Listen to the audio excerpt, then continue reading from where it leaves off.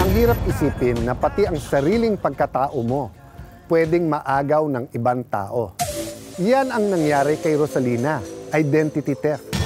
Ginamit daw ng pinsan niya ang birth certificate niya para magpakasal.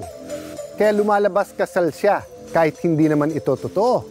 Ngayon gusto niya nang itama ang record at mabawi ang kanyang pagkakilanlan. Narito ang payong kapatid para bigyan siya ng mga legal na payo. Ate Rosalina, pwede niyo po bang ikwento kung ano po ang nangyari? Nalaman ko lang po kasi na yung nagkuha ako ng sinumar, na kasal na pala. Gusto ko lang sana din maayos yung birth ko nga Dalawa kasi kami gumagamit. Sino po ang gumagamit po ng... Yung pinsan ko po nga nakatira po sa bahay namin. Nung kumuha po ako ng sinumar, magpakasal dapat kami. Kaso, yun nga, married na po nakalagay dun. Kailan po nyo nalaman? 2018. 2018. Pero yung nakalagay pong kasal sa Senomar, kailan daw po nangyari yun? Na kasal na pala kayo? Matagal na po nangyaring kasal na.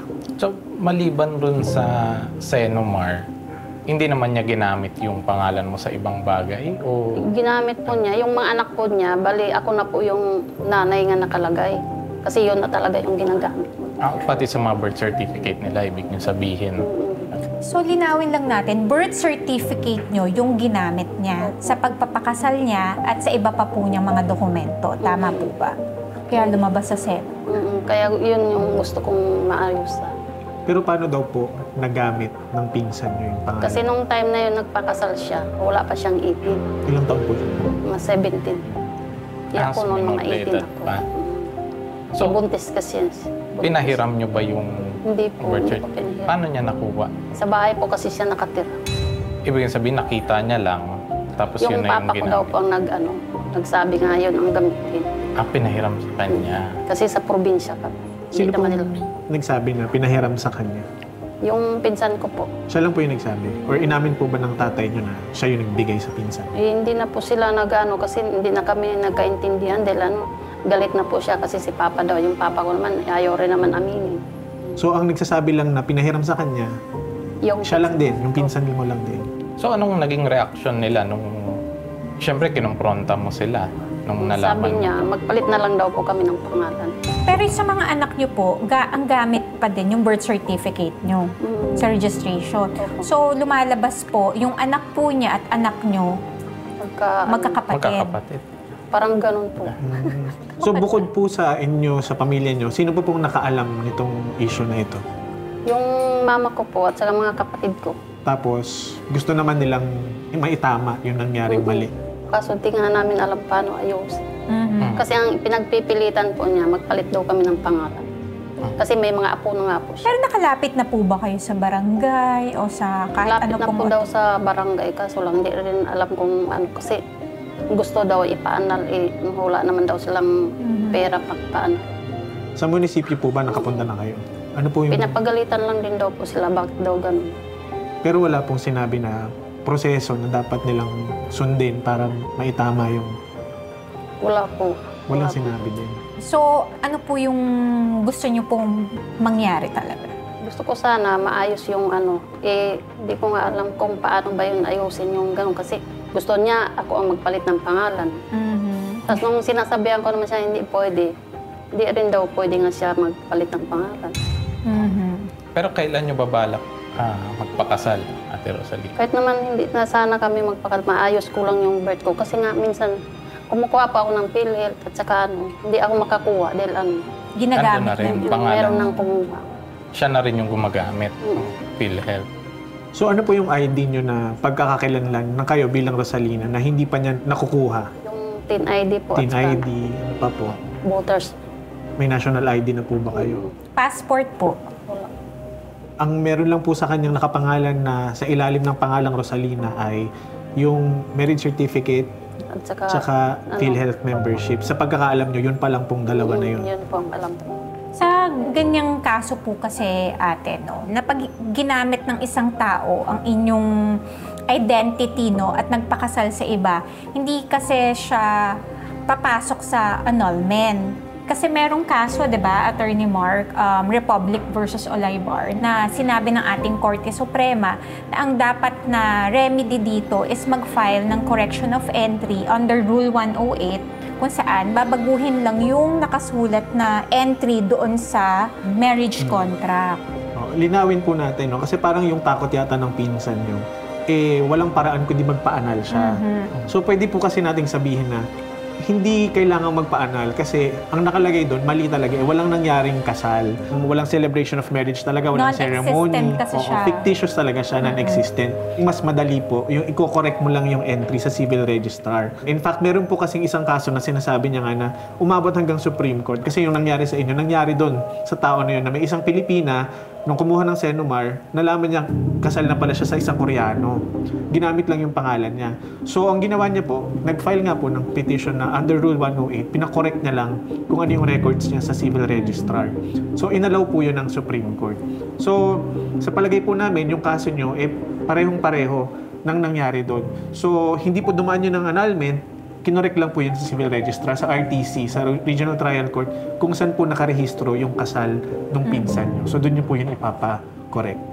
Sa annulment kasi, ipapawalang bisa mo yung kasal. Sa nangyari kasi sa inyo, wala naman talagang kasal sa simula pa lang. Kasi wala ka naman doon, di ba? Hindi naman ikaw yung humarap doon sa pare or sa solemnizing officer. So, wala talagang kasal na nangyari. You have to go to court pa rin. Pero sa special annulment. proceeding mas mabilis. lang. Special proceeding naman siya. So, in that way, pwede ho namin kayong matulungan. For example, dun sa mga kailangan na dokumento para lang mapadali yung pag-process yun ng requirements para makapag-file kayo ng petition. At sa siguro, payo na din sa pinsan mo, no? Kung ang takot niya ay mapapawalang bisa ba yung kasal niya, magiging illegitimate ba yung mga anak niya. Kasi sa pagkakaalam ko, sabi niyo kanina, kaya lang naman ginamit yung pangalan niyo kasi nung panahon na nagpakasal siya, minor de edad siya. So ngayon naman nasa hustong edad na, para maitama yung mga nangyari, pwede naman siya magpakasal ulit ngayon na nasa hustong edad na siya. So yung mga anak niya, pati yung mga apo niya, malilegitimize naman. Ang mangyayari lang, yung pangalan na malalagay sa bagong marriage certificate niya, kung magpakasal siya ulit ngayon, siya na mismo. So wala nang madadamay tulad mo na mali naman pala talaga yun. So, wala dapat siyang ikabahala. Wala namang mawawala except that uulitin niya lang yung proseso ngayon sa tamang paraan na ikakasal lang ulit. Oo. So dapat malaman niya yun. Makipag-cooperate siya sa'yo sa pagkukorek ng mali sa civil register. Tapos yung PhilHealth naman din niya. Yung PhilHealth May itama. registrations, pwede rin maayos yun. Kailangan lang ata mag-present siya ng si Ate Rosalina ng mga dokumento na nagpapatunay na siya talaga si Rosalina Madrid at hindi yung pinsan niya. Let's say, mauna yung court order dun sa yun, correction. pwede Pwede din. mong ipakita rin sa PhilHealth yun. Kasama And kung may iba ka pang madiskubre na ginamit niya yung identity mo para maging member doon or what, pwede rin natin ipakita as pruweba yun na hindi siya etong tao na to dahil ako yan. So in that way, makokorek or makakancel yung kung ano man yung ginamitan niya. Tsaka siguro bigyan din natin ng babala yung mga nanonood, no? Na mali po ang ganitong klaseng gawain. Kasi baka naniniwala siguro tayo na baka wala namang masama, na pahiram lang naman yan. Marami pong consequences yung pagpapagamit ng isang birth certificate. Yun yung pinaka-foundational civil document kasi natin, di ba? Yan yung pagkakakilanlan natin. So kapag ginamit mo na yan, pinagamit mo sa iba, lahat ng mga susunod na dokumento, may iba na din. Di ba? So ano yung mga liabilities ba ng mga... Pwede siya makasuhan diba? ng kriminal, di ba? Oo, Pwedeng falsification of public documents. Pwede din pumasok sa usurpation of civil status. Tsaka kung ginagamit niya pa rin yan, pwede siya maging cybercrime, di ba? So, ilang taon na po ba siya ngayon? Sa 40 plus na. O, 40 plus May apo na nga daw. May apo na. So, dapat po, matanda na, nasa hustong edad, sana itama na po ito. Mali na ito. Sa totoo lang, parang lumalabas kasi na legitimate children niya yung within the marriage, 'di ba? Yung kasal doon sa asawa, yung sa pinsan. So yung mga anak doon, syempre, yun yung legitimate children. Yung mga anak niya ngayon, na totoong anak niya na outside the marriage, 'di ba? Illegitimate siya. Sa hatian kasi ng mana, 1/2 lang ang makukuha ng illegitimate children versus doon sa legitimate children. So may mga ganun pong komplikasyon niya. So dapat ma-realize din po yun ng pinsan niya. Para naman, sa kapakanan ng mga anak niya, sana maisip niya rin po yun. So, una, papakorek po natin sa civil registrar sa pamamagitan ng Rule 108 petition. Kung gusto niyo pong kasuhan pa yung pinsan niyo, pwede pa po ng mga kasong kriminal. Pero pwede naman kausapin muna. I-explain lang natin sa kanya. Baka kasi ang nasa isip niya naman okay lang yung nangyari. Dahil nga ang solusyon niya, pagpalitin na lang yung pangalan. Pero kasi may consequences yun. Hindi natin pwedeng itama yung mali. Nang mali na naman, tutulungan po namin kayo. Nakarehistro yung kasal saan po? Cagayan de Oro. So doon po kayo humingi ng sign of marriage? Doon po sa may barangay pa po. Doon Carlos Bukidnon. Kasi doon ipafile yung petition. Ano po yun? Kailangan ko pang umuwi ng probinsya. Ganun po ang mangyayari. Kung saan po rehistrado yung kasal, doon po kasi magfa-file ng petition. Kasi sila yung nakakaalam ng record niyo ron eh. At sila din yung magtatama nun kasi sila yung nagrehistro. Pero kahit naman malayo siya, tutulungan ho namin kayo, titignan namin kung ano pang guidance yung maibibigay namin sa inyo.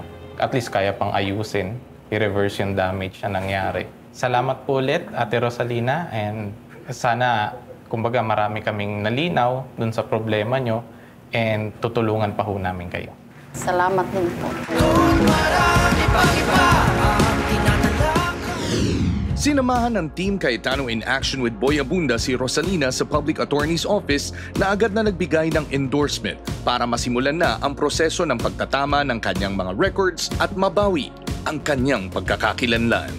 Ayon sa Supreme Court na dapat na gawain pagka may mga ganitong klaseng kaso ay dapat mag-file ng Rule 108, Correction of Entries, sa place kung saan narehistro yung nasabing kasal. So kahit anong kaso, ang number one is yung pagkalap ng ebidensya.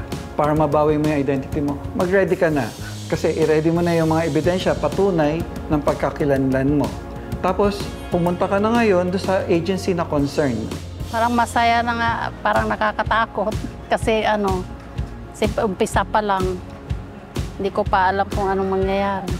Yung binigay po niya sa amin na endorsement na para mailapit po ang asapaw, malapit sa amin. Pasalamat po ako sa CIA, Ate Pia at saka kay Kuya Alan, kay Tito Boy Abunda.